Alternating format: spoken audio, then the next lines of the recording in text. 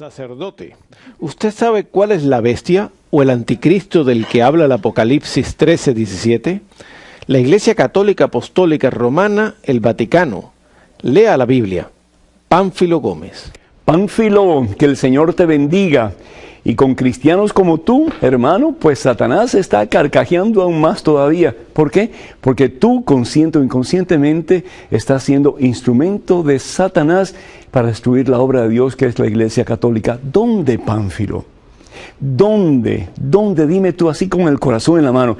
¿Dónde en la Biblia dice que la Iglesia Católica es la bestia a la que tú te refieres? E insultas a Dios diciendo que la palabra de Dios dice que la obra de Dios, que es la iglesia, es la bestia.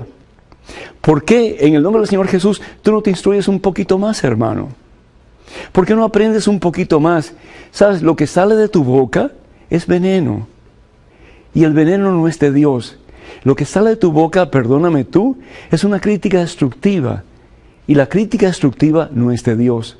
Lo que sale de tu boca es una crítica malsana. ¿Y qué es lo que el Señor dice de las críticas malsanas y de las críticas que ofenden como tú estás ofendiendo? Dice la palabra de Dios en el Evangelio según San Mateo, capítulo 7, y te lo digo, hermano, con el corazón de verdad deseoso que tú cambies. Dice la palabra de Dios, no juzgues a los demás y no serás juzgado tú.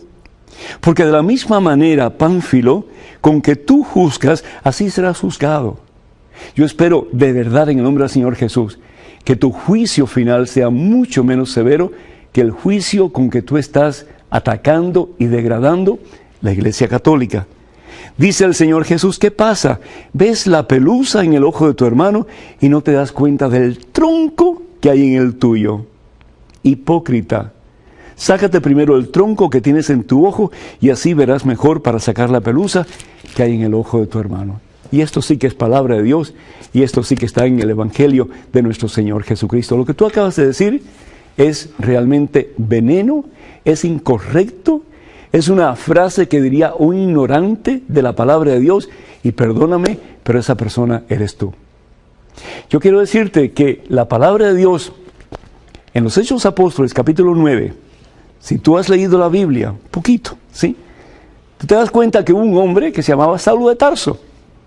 Y Saulo de Tarso, al igual que tú, perseguía a la iglesia de Jesucristo. Él quería destruir la iglesia de Jesucristo. Porque sin darse cuenta, tal vez, estaba siendo instrumento de Satanás y al fin y al cabo, eso es lo que Satanás quiere. Y nos dice la palabra de Dios que mientras iba camino a Damasco, lo envolvió de repente una luz. Hechos de los Apóstoles capítulo 9, versículo 3 en adelante, y cayó al suelo, y oyó una voz que le decía, Saulo, Saulo, ¿por qué me persigues? Saulo estaba persiguiendo la iglesia de Jesucristo, y sin embargo, escucha la voz que le dice, ¿por qué me persigues? Aquí, a mí. ¿Y quién soy yo? Jesús. Preguntó Saulo, ¿quién eres tú, Señor? Y él respondió, yo soy Jesús, a quien tú persigues. Cuidado, hermanos, cuando ustedes hablen mal de la iglesia católica, porque está hablando mal de Jesús. Cuidado, hermanos, cuando cualquiera de ustedes tenga la osadía de difamar la iglesia de Jesucristo, porque al fin y al cabo están difamando al mismo Jesús. La obra mía es parte de mi ser. Y cuando a mí me critican la obra, intencionalmente, en forma maliciosa, me están lastimando a mí. Saulo, Saulo, Pánfilo, Pánfilo, ¿por qué me persigues? O estás en el camino de Dios, o estás en el camino de Satanás. O estás siguiendo las enseñanzas de Jesucristo a través de su iglesia y de la Santa Biblia, o estás dejándote llevar por las corrientes del mundo que al fin y al cabo nos llevan al error.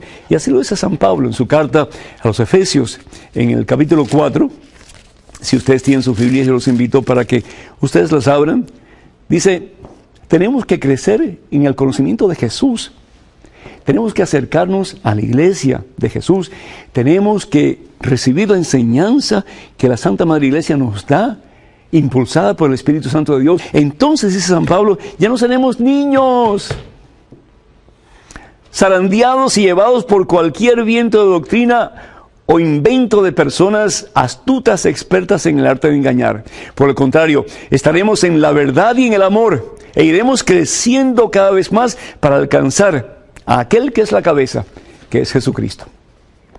Nostradamus nace de un padre y una madre que eran judíos y se convierten al cristianismo, se hacen católicos. Asumimos, por lo tanto, que Nostradamus fue bautizado católico. A la edad de 26 años, más o menos, recibe el doctorado en medicina. Se casa, tiene 2 hijas, pero debido a la peste en Europa en aquel entonces, su esposa y sus hijas mueren. Y su reputación como científico, como médico, se va al suelo. No por mucho tiempo, pero se va al suelo.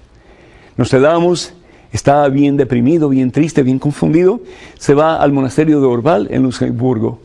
Y en Luxemburgo pasa un tiempo y ahí escribe sus primeras, supuestamente, profecías. Y después de eso él sale, se convierte en un vagabundo y busca más estudiar sobre lo oculto, supersticiones, cosas que tienen que ver con influencias satánicas, desafortunadamente. Finalmente regresa a Francia y ahí sigue escribiendo sus supuestas profecías. Hoy día los seguidores de Nostradamus pues utilizan sus cuartillas y utilizan sus supuestas profecías para hablar de todo. Y hermanos, cualquier persona puede agarrar cualquier libro, incluso la Santa Biblia, y sacar un montón de especulaciones que nada tienen que ver con la verdad.